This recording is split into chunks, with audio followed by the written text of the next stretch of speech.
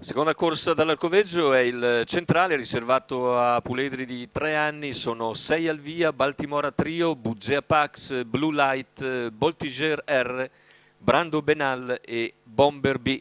In chiusura Boltiger R favorito, ma vicini anche Bugea Pax e Bomber B. Bugea Pax reduce da 2 vittorie.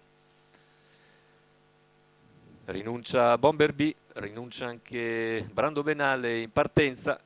Sono veloci Blue Light e Boltiger R. Blue Light conquista subito il comando. Segue Baltimora Trio lungo la corda con all'esterno Bugea Pax. Intanto Blue Light ha respinto. Primo attacco di Boltiger R che ci riprova comunque perché è rimasto scoperto all'esterno. I primi 200 se ne vanno in 14,3. Ora attacca nuovamente Boltiger R e a questo punto ottiene strada. Deve spendere però. Primi 300 metri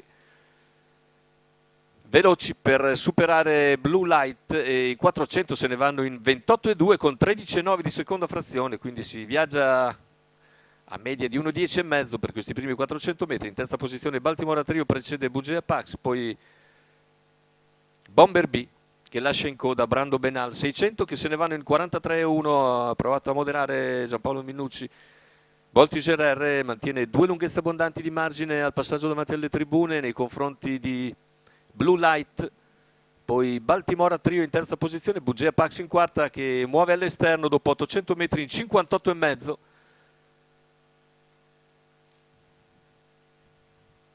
E più indietro c'è la rottura di Bomber B che aveva spostato Numero all'esterno 6 Bomber per B cercare di seguire squalificato. Bugea Pax che ora dopo 1 km in 1,14 arriva su Boltiger R già in difficoltà a 500 dalla conclusione, praticamente passa sul velluto.